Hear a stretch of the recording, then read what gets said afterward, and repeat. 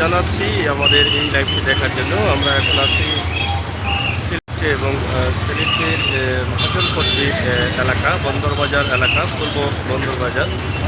তো এখানকার অবস্থা এবং পরিস্থিতি আপনারা দেখছেন, দেখে বুঝতে পারছেন যে আজকের সিলেটের অবস্থা পরিস্থিতি কী।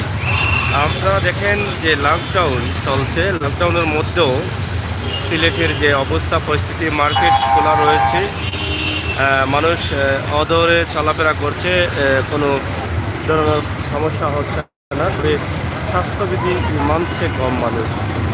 তো এই দিকটা বিবেচনা করলে আসলে কি হয় সেটা আমরা বুঝতে পারছি না। সিলেটের আজকে পূর্ব বন্দরবাজারের একটি দৃশ্য আপনাদের কাছে উপস্থাপন করছি। আপনারা উপভোগ করুন, আপনাদের মূল্যবান মতামত আমাদের কমেন্ট বক্সে লিখুন। সেই আশা এবং সেই প্রত্যাশা আপনাদের কাছে আমরা রাখছি। সিলেটের আজকের দৃশ্য দেখে আপনারা হয়তো অবাক হয়ে যাবেন যে মহামারী করোনার সময়ও সিলেটের যে এই অবস্থা হচ্ছে, এটা কিন্তু কতটুকু ভালো দিক সামনের দিকে সেটা হয়তো আপনারা আপনাদের কমেন্টের মধ্য দিয়ে লিখতে পারবেন।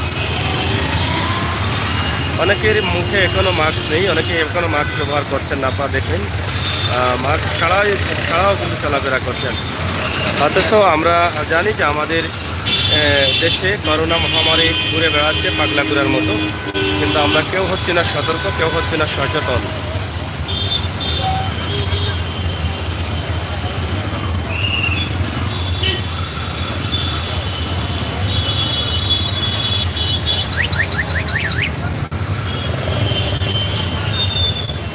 দেখেন চতুর্দিক দিয়ে কিন্তু এভাবে জ্যাম লেগে আছে।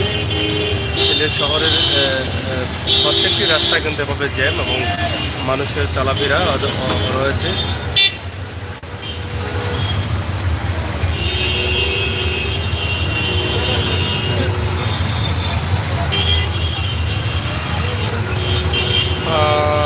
ভিডিও পোস্ট করবেন কোন দিন থাকে, অবাক লাগছে, আব্দুল লতিফ অবাক লাগছে এবং ভয়াবহ।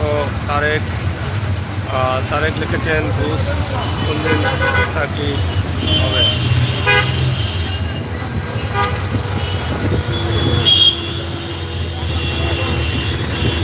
প্রিয় দর্শক শ্রোতা, আমরা আপনাদেরকে দেখানোর চেষ্টা করছি সিলেটের আজকের পরিস্থিতি এবং অবস্থা। এখান থেকে আপনারা বুঝতে পারছেন যে আজকে সিলেটের অবস্থা কী। সিলেটের ম্যাগাজিন টিভি থেকে আমরা সবসময় চেষ্টা করি সময় উপযোগী ভিডিও দেওয়ার জন্য। ঠিক একইভাবে আজকে আমরা আপনাদেরকে যে ভিডিওটি উপস্থাপন করেছি সেটা দেখে আপনারা বুঝতে পারছেন যে সিলেটের আজকের পরিস্থিতি আসলে কোথায় দাঁড়ায়। তো এরকম যদি যত ঈদ যাচ্ছে বা ঈদ কাছে আসছে, ঈদের সামনে দিয়ে আমরা ঈদকে কাছে পাওয়ার জন্য সামনের দিকে এগিয়ে যাচ্ছি, আর সিলেট শহরে বাড়ছে ভিড়। আর সেই ভিড় বাড়ার কারণে আমাদের কতটুকু সেভ আছে সেই বিষয়টি আমাদের দায়িত্বশীল যারা আছেন তাদেরকে কিন্তু এটা বুঝতে হবে।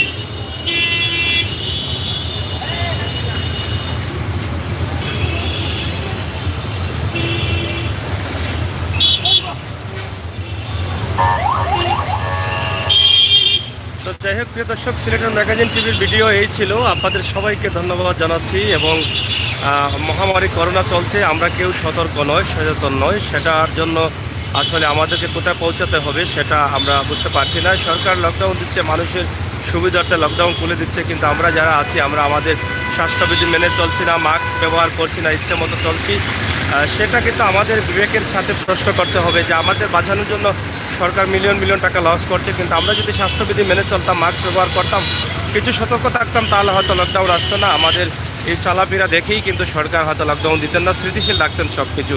তো সেই দিক যেহেতু হচ্ছে না, তো আমরা আজকে আমাদের ভিডিওটি আপনাদের কাছে উপস্থাপন করলে আপনারা আপনাদের কমেন্ট অবশ্যই কমেন্ট বক্সে করবেন। বাস চলবো কোন দিন চলবো তা এখনও জানা নেই, তবে 5 মে পর্যন্ত বাস বন্ধ থাকার ঘোষণা রয়েছে।